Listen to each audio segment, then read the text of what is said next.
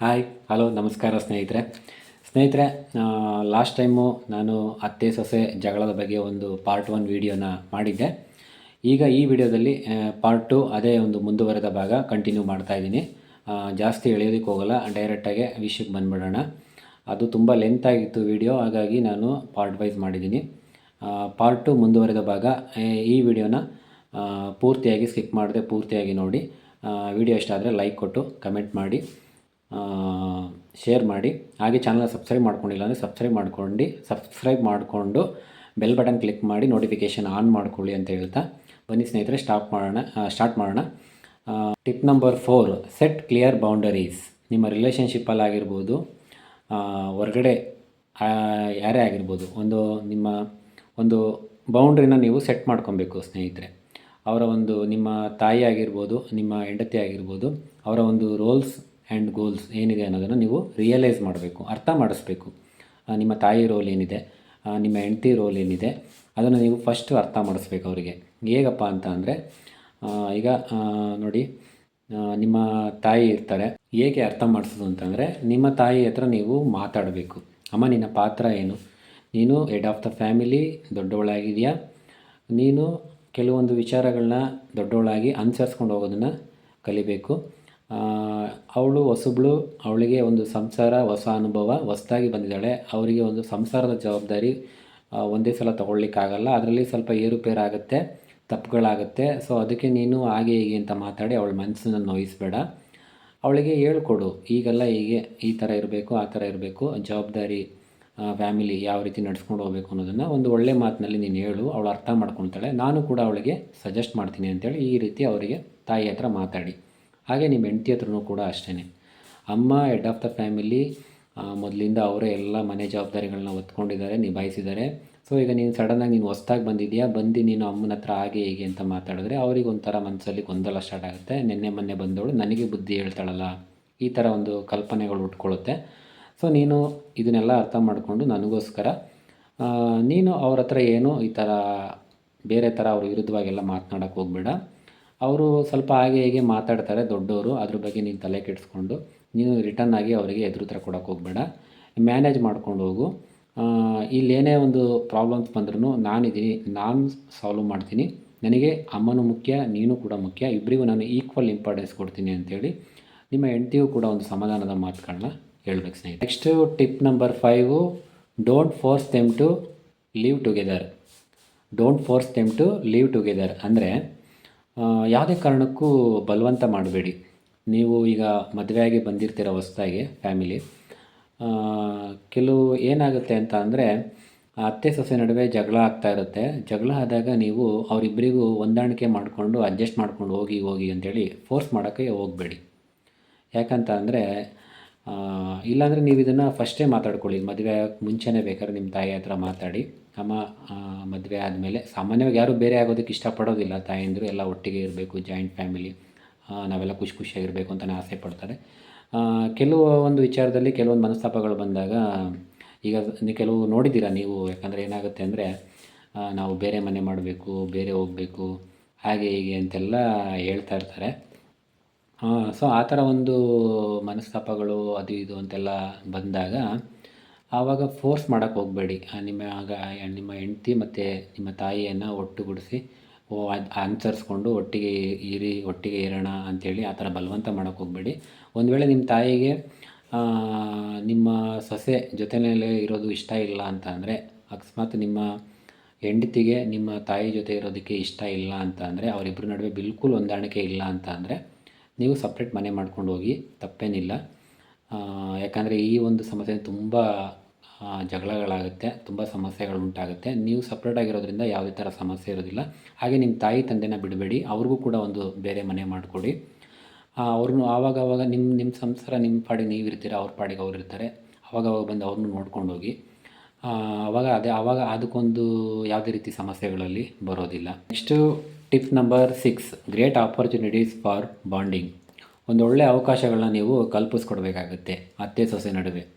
ಅವರ ಒಂದು ಬಾಂಡಿಂಗು ಚೆನ್ನಾಗಿರೋದಕ್ಕೆ, ಒಂದು ಫ್ರೆಂಡ್ಲಿ ಆಗಿರೋದಕ್ಕೆ ಕೆಲವೊಂದು ಅವಕಾಶಗಳನ್ನ ನೀವೇ ದೊರಕಿಸ್ಕೊಡ್ಬೇಕು. ಹೇಗೆ ಅಂತ ಅಂದರೆ ಸ್ನೇಹಿತರೆ, ಅವರನ್ನು ಜೊತೆಯಾಗಿ ಶಾಪಿಂಗ್ ಮಾಡಲಿಕ್ಕೆ ಕಳಿಸಿ. ಹಾಗೆ ಒಂದು ಸ್ಪೆಷಲ್ ಕುಕ್ಕಿಂಗ್ ಮಾಡಲಿಕ್ಕೆ ಬಿಡಿ. ಹಾಗೆ ದೇವಸ್ಥಾನಗಳಿಗೆ ಇಬ್ಬರನ್ನೂ ಒಟ್ಟಿಗೆ ಕಳಿಸಿ. ಅಲ್ಲಿ ಒಂದು ಕಮ್ಯುನಿಕೇಷನ್ ಅವರ ನಡುವೆ ಇಬ್ಬರ ನಡುವೆ ಒಂದು ಕಮ್ಯುನಿಕೇಷನ್ ಆಗಿರ್ಬೋದು, ಒಂದು ಒಳ್ಳೆ ಬಾಂಧವ್ಯ ಬಿಲ್ಡ್ ಆಗಬೇಕಲ್ಲಿ. ಈ ಥರ ಎಲ್ಲ ಪ್ರಯತ್ನಗಳನ್ನ ನೀವು ಮಾಡಬೇಕು. ಹಾಗೆ ಒಂದು ಫ್ಯಾಮಿಲಿ ಟೂರ್ ಥರ ಹೋಗಿ, ನೀವು ಹೆಂಡ್ತಿ ಮಕ್ಕಳು, ಗಂಡ ಹೆಂಡ್ತಿ ಮಕ್ಕಳು ಇಷ್ಟೇ ಹೋಗೋದಲ್ಲ, ನಿಮ್ಮ ತಂದೆ ತಾಯಿನೂ ಕೂಡ ಕರ್ಕೊಂಡು ಫ್ಯಾಮಿಲಿ ಟ್ರಿಪ್ಪಿಗೆ ಹೋಗಿ ಸಂತೋಷವಾಗಿರಿ, ಆನಂದವಾಗಿರಿ. ಆವಾಗ ಅವರಿಬ್ಬರ ನಡುವೆ ಒಂದು ಒಳ್ಳೆಯ ಒಂದು ಕಮ್ಯುನಿಕೇಷನ್ ಬಿಲ್ಡ್ ಆಗುತ್ತೆ, ಒಳ್ಳೆಯ ಒಂದು ಬಾಂಧವ್ಯ, ಫ್ರೆಂಡ್ಶಿಪ್ಪು ಅಲ್ಲಿ ಬಿಲ್ಡ್ ಆಗುತ್ತೆ. ಈ ಥರದ್ದೆಲ್ಲ ಪ್ರಯತ್ನಗಳನ್ನ ನೀವು ಮಾಡಬೇಕಾಗುತ್ತೆ. ಅವ್ರನ್ನ ಒಂಟಿಯಾಗಿರಲಿಕ್ಕೆ ಬಿಡಬೇಡಿ. ಈಗ ನೋಡಿ, ಹೆಣ್ಮಕ್ಳುಗಳು ಸಾಮಾನ್ಯವಾಗಿ ಸೀರಿಯಲ್ ಹುಚ್ಚು ಜಾಸ್ತಿ, ಸೀರಿಯಲ್ಗಳು ನೋಡ್ತಾ ಇರ್ತಾರೆ. ಆದರೆ ಸೀರಿಯಲ್ ನೋಡೋದು ಕೆಟ್ಟದ್ದು ಅಂತ ನಾನು ಹೇಳಲ್ಲ, ಅದರಲ್ಲಿ ಒಳ್ಳೆಯದು ಇರುತ್ತೆ, ಕೆಟ್ಟದ್ದು ಇರುತ್ತೆ. ನಾವು ಯಾವುದನ್ನು ತೊಗೊಳ್ಬೇಕು, ಯಾವುದನ್ನು ತೊಗೊಳ್ಬಾರ್ದು ಅನ್ನೋದನ್ನು ನಾವು ಅರ್ಥ ಮಾಡ್ಕೊಬೇಕು. ತುಂಬ ಜನ ಸೀರಿಯಲ್ನ ನೋಡಿಬಿಟ್ಟು ಸ್ವಲ್ಪ ಕೆಲವೊಂದು ನೆಗೆಟಿವ್ಗಳನ್ನೆಲ್ಲ ತಲೆಯಲ್ಲಿ ಹಾಕ್ಕೊಂಡು ಅದನ್ನೇ ಸಂಸಾರದಲ್ಲಿ ರೂಢಿಸ್ಕೊಳಕ್ಕೆ ಹೋಗ್ತಾರೆ. ಅದೇ ಅಂಥ ತಪ್ಪು ಕೆಲಸಗಳನ್ನ ಮಾಡಬೇಡಿ. ನಿಮಗೆಲ್ಲ ಗೊತ್ತಿದೆ, ಅವ್ರನ್ನ ಯಾವತ್ತೂ ಕೂಡ ಐಡ್ಲಾಗೋಕ್ಕೆ ಬಿಡಬೇಡಿ, ಒಂದೇ ಕಡೆ ಸ್ಟೇ ಆಗೋಕ್ಕೆ ಬಿಡಬೇಡಿ. ಯಾಕಂದರೆ ನಿಂತು ನೀರು ಕೆಟ್ಟು ವಾಸನೆ ಬರುತ್ತೆ, ಅಲ್ಲಿ ಸೊಳ್ಳೆಗಳು ಉಟ್ಕೊಳ್ಳೋದು ಸಹಜ. ಯಾವಾಗಲೂ ನದಿ ಥರ ಹರಿಯೋ ನೀರು ಥರ ಒಂದು ನದಿಯಾಗಿರಬೇಕು ನಮ್ಮ ಜೀವನ. ಹಾಗೆಯೇ ನಿಮ್ಮ ಮನೆಯಲ್ಲಿ ನಿಮ್ಮ ತಾಯಿ ಆಗಿರ್ಬೋದು, ನಿಮ್ಮ ಹೆಂಡತಿಯನ್ನಾಗಿರ್ಬೋದು, ನೀವು ಹೊರಗಡೆ ಕರ್ಕೊಂಡೋಗಿ ಹೊಸ ವಾತಾವರಣ, ಹೊಸ ಪ್ರಪಂಚಕ್ಕೆ ಅವ್ರನ್ನ ಪರಿಚಯ ಮಾಡಿಕೊಡಿ, ಹೊಸ ವಿಷಯಗಳನ್ನ ಹೇಳ್ಕೊಡಿ, ಕಲಿಸ್ಕೊಡಿ. ಕಲಿಯುವಂಥದ್ದು ತುಂಬ ಇದೆ, ಸುತ್ತುವಂಥ ಸ್ಥಳಗಳು ತುಂಬ ಇದ್ದಾವೆ. ಹಾಗಾಗಿ ಅದರ ಒಂದು ಹೊಸ ಪರಿಚಯ, ಹೊಸ ಜಗತ್ತನ್ನು ನಿಮ್ಮ ತಾಯಿಗೆ, ನಿಮ್ಮ ಹೆಂಡತಿಗೆ ತೋರಿಸಿ. ಮನೆಯಲ್ಲೇ ಬಿಟ್ಬಿಟ್ರೆ ಏನಾಗುತ್ತೆ ಅಂದರೆ, ಈ ಗಾಸಿಪ್ಸ್, ಕೆಲವು ಹೊರಗಡೆ ನೆಗೆಟಿವಿಟಿ, ನೈಬರ್ಸ್ ಆಗಿರ್ಬೋದು, ನಮ್ಮ ರಿಲೇಷನ್ ಸರ್ಕಲ್ಲೇ ಆಗಿರ್ಬೋದು. ನೋಡಿ, ಹೆಣ್ಣಿಗೆ ಎಣ್ಣೆ ಶತ್ರು ಅಂತ ಹೇಳ್ತಾರೆ, ಜಡೆಗೆ ಜಡೆನೇ ಶತ್ರು. ನಿಜ ಅಲ್ವಾ?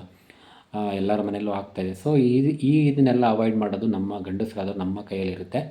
ಸೊ ಇದನ್ನು ಅವಾಯ್ಡ್ ಮಾಡಿ ಅವರಿಗೆ ಒಂದು ಹೊರಗಡೆ ಫ್ಯಾಮಿಲಿ ಟೂರು, ಶಾಪಿಂಗು, ದೇವಸ್ಥಾನ, ಆ ಕಡೆ ಈ ಕಡೆ ಅಂತೇಳಿ ಹೊಸ ಹೊಸ ಸ್ಥಳಗಳಿಗೆ ಕರ್ಕೊಂಡೋಗಿ ಹೊಸ ಹೊಸ ವಿಚಾರಗಳನ್ನ ಹೇಳ್ಕೊಡಿ, ಹೊಸ ಹೊಸ ಜಾಗಗಳನ್ನ ತೋರಿಸಿ, ಅಲ್ಲಿ ಹೊಸತನ್ನು ಅವರು ಕಲಿತಾರೆ. ಆವಾಗ ಈ ಯಾವುದೇ ಒಂದು ನೆಗೆಟಿವಿಟಿಗೆ ಯಾವುದೇ ಥರ ಅವಕಾಶ ಇರೋದಿಲ್ಲ. ಯಾಕಂದರೆ ಹೊರಗಡೆ ಜನ ಕಾಯ್ತಾ ಇರ್ತಾರೆ, ಇವ್ರ ಸಂಸಾರ ಹೊಡಿಬೇಕು, ಇವರಿಬ್ಬರನ್ನ ಬೇರೆ ಮಾಡಬೇಕು, ಅವ್ರು ಚೆನ್ನಾಗಿ ಬೆಳೀತಾ ಇದ್ದಾರೆ, ಅವ್ರನ್ನ ಹಾಗೆ ಮಾಡಬೇಕು, ಹೀಗೆ ಮಾಡಬೇಕು, ಈ ಥರದ್ದೆಲ್ಲ ಕಾಯ್ತಾ ಇರ್ತಾರೆ. ನಮ್ಮ ಒಂದು ಸಮಸ್ಯೆಗಳು, ನಮ್ಮ ಫ್ಯಾಮಿಲಿ ಸಮಸ್ಯೆಗಳು ನಮ್ಮ ನಡುವೆ ಇರಬೇಕು. ಹೊರಗಡೆ ಮೂರನೇವರಿಗೆ ಅವಕಾಶ ಇರಬಾರ್ದು ಯಾವುದೇ ಕಾರಣಕ್ಕೂ. ನೋಡಿ, ನಿಮ್ಮ ಹೆಂಡತಿ ಮತ್ತು ನಿಮ್ಮ ಅಮ್ಮ, ಅತ್ತೆ ಸೊಸೆ ನಡುವೆ ಒಂದು ಒಳ್ಳೆ ಬಾಂಡಿಂಗ್ ಆಗಬೇಕು ಅಂದರೆ, ಎಕ್ಸಾಂಪಲ್ ಹೇಳ್ತೀನಿ ಯಾವ ರೀತಿ ಏನು ಮಾಡಬೇಕು ಅಂತಂದರೆ, ಒಳ್ಳೊಳ್ಳೆ ಒಳ್ಳೊಳ್ಳೆ ಕಾರ್ಯಕ್ರಮಗಳನ್ನ ನಿಮ್ಮ ಮನೆಯಲ್ಲೇ ಮಾಡಿ. ನಿಮ್ಮಲ್ಲೇ ಇದೆ, ನಿಮ್ಮ ಒಂದು ಸಂತೋಷವನ್ನು ಕಂಡುಕೊಳ್ಳೋದು ನಿಮ್ಮ ಹತ್ರನೇ ಇದೆ. ನೋಡಿ, ಪ್ರತಿಯೊಂದು ಸಮಸ್ಯೆಗೂ ಒಂದೊಂದು ಪರಿಹಾರ, ಒಂದು ಸೊಲ್ಯೂಷನ್ ಅದು ಇದ್ದೇ ಇರುತ್ತೆ. ಅದನ್ನು ನಾವು ಕಂಡುಹಿಡ್ಕೊಂಡು ಅದನ್ನು ನಾವು ಅಡಾಪ್ಟ್ ಮಾಡಿಕೊಂಡು ನಾವು ಅಳವಡಿಸ್ಕೊಂಡ್ರೆ ಅದಕ್ಕಿಂತ ಬೆಸ್ಟ್ ಸೊಲ್ಯೂಷನ್ ಯಾವುದೂ ಇಲ್ಲ. ಸೊ ನಾವು ಅದನ್ನು ಕಂಡುಕೊಳ್ಳೋದಕ್ಕೆ ಹೋಗಲ್ಲ, ಇರೋ ಸಮಸ್ಯೆನೇ ದೊಡ್ಡದು ಮಾಡಿಕೊಂಡು ತಲೆ ಮೇಲೆ ಹಾಕ್ಕೊಂಡು ನಮ್ಮ ಸಂಸಾರನ ಹಾಳು ಮಾಡ್ಕೊತೀವಿ. ಏನಪ್ಪ ಅಂದರೆ, ಒಂದು ಎಕ್ಸಾಂಪಲ್ ಹೇಳ್ತೀನಿ. ಒಂದು ನಿಮ್ಮ ಹೆಂಡ್ತಿ ಒಂದು ಬರ್ತ್ಡೇ ಸೆಲೆಬ್ರೇಷನ್ನ ನೀವು ನಿಮ್ಮ ತಂದೆ ತಾಯಿ ಎಲ್ಲ ಒಟ್ಟಿಗೆ ಸೇರಿ ಅವರ ಒಂದು ಬರ್ತ್ಡೇ ಸೆಲೆಬ್ರೇಷನ್ನ ಚೆನ್ನಾಗಿ ಮಾಡಿ, ಹ್ಯಾಪಿಯಾಗಿ, ಖುಷಿಯಾಗಿ ಫ್ಯಾಮಿಲಿ ಎಲ್ಲರೂ ಸೇರಿಕೊಂಡು ಅವರ ಒಂದು ಬರ್ತ್ಡೇ ವಿಶಸ್ನ ಮಾಡಿ, ಬರ್ತ್ಡೇ ಸೆಲೆಬ್ರೇಟ್ನ ಮಾಡಿ, ಅವ್ರಿಗೂ ಅವಾಗ ಒಂದು ಖುಷಿಯಾಗುತ್ತೆ. ಅದೇ ರೀತಿಯಾಗಿ ನೀವು ನಿಮ್ಮ ಹೆಂಡತಿ ಇಬ್ಬರೂ ಸೇರಿ ನಿಮ್ಮ ತಂದೆ ತಾಯಿ ಅವರ ಒಂದು ಸೆಲೆಬ್ರೇಷನ್, ಮದುವೆ ವಾರ್ಷಿಕೋತ್ಸವ ಆಗಿರ್ಬೋದು, ಇಲ್ಲ ಅಥವಾ ಅವರ ಒಂದು ಹುಟ್ಟುಹಬ್ಬದ ಸಂಭ್ರಮ ಆಗಿರ್ಬೋದು, ಇದನ್ನೆಲ್ಲ ಆಚರಣೆ ಮಾಡಿ. ಆಮೇಲೆ ನೀವೇನು ಮಾಡಬೇಕು, ಗಂಡಸರು ನಿಮ್ಮ ತಾಯಿಯನ್ನು ಮತ್ತು ಹೆಂಡತಿಯನ್ನು ಪಬ್ಲಿಕಲ್ಲಿ ಹೊಗಳಿ, ಅವರ ಒಂದು ಸಣ್ಣ ಪುಟ್ಟ ಕೆಲಸಗಳನ್ನ ಕೂಡ ಅಪ್ರಿಷಿಯೇಟ್ ಮಾಡಿ, ಬೆಂಬಲ ಕೊಡಿ.